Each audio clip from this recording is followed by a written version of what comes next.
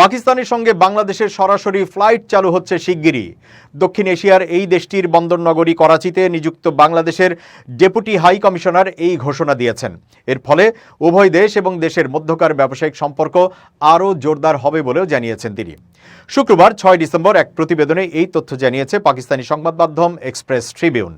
করাচিতে নিযুক্ত বাংলাদেশের deputy high commissioner S M. Mahbubul Alam জানিয়েছেন, পাকিস্তান ও বাংলাদেশের মধ্যে সরাসরি ফ্লাইট শিগগিরই চালু হবে, যা দুই দেশ এবং উভয় দেশের ব্যবসায়িক সম্প্রদায়ের মধ্যে সম্পর্ককে উল্লেখযোগ্যভাবে শক্তিশালী করবে। তিনি আরও জানিয়েছেন, Hyderabad chamber of small traders and small ইন্ডাস্ট্রির সহযোগিতায় হায়দ্রাবাদে দুই দেশের আমদানিকারক ও রপ্তানিকারকদের জন্য একটি প্রদর্শনীরও আয়োজন করা হবে।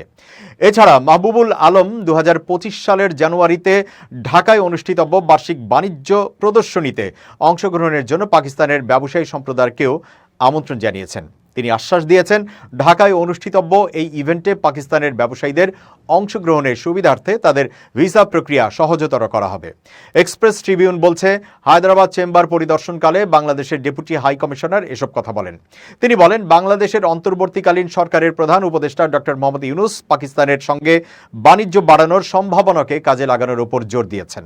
এ সময় তিনি পাকিস্তানের ব্যবসায়ীদের কাছে বাংলাদেশকে অত্যন্ত আকর্ষণীয় বাজার হিসেবে বর্ণনা করেন এবং HCSTSI-কে ঢাকায় তাদের একটি প্রতিনিধি দল পাঠাতে বলেন। তিনি ব্যবসায়ীদের ভিসা প্রক্রিয়া পর্যবেক্ষণ ও ত্বরান্বিত করারও প্রতিশ্রুতি দেন। মাহবুবুল আলম উল্লেখ করেন, বাংলাদেশ তার পণ্য 80টি দেশে রপ্তানি করে বিলিয়ন ডলার রাজস্ব আয় করছে।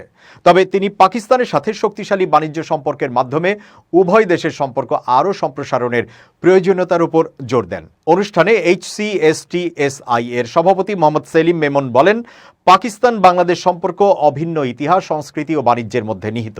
তিনি উভয় দেশের মধ্যে বাণিজ্য সম্পর্কের উল্লেখযোগ্য অগ্রগতির কথাও এ সময় তুলে ধরেন। এছাড়া ইতিহাসে প্রথমবারের মতো গত 11 নভেম্বর পাকিস্তান থেকে সরাসরি কার্গো জাহাজ বাংলাদেশে পৌঁছানোর বিষয়টিকে তিনি মাইল ফলক হিসেবেও উল্লেখ করেন। মেমন এ সময় বাংলাদেশি ব্যবসায়ীদের পাকিস্তানের প্রদর্শনীতে সক্রিয়ভাবে অংশগ্রহণ করার জন্য আহ্বান জানান এবং পাশাপাশি হাই কমিশনকে বাংলাদেশ এক্সপোতে যোগদানের জন্য পাকিস্তানি ব্যবসায়ীদের যথাযথ সুবিধা নিশ্চিতেরও আহ্বান জানান। তিনি বলেন, এই ধরনের উদ্যোগ উভয় দেশের বৃহত্তর বাণিজ্য সহযোগিতার পথ আরও প্রশস্ত করবে।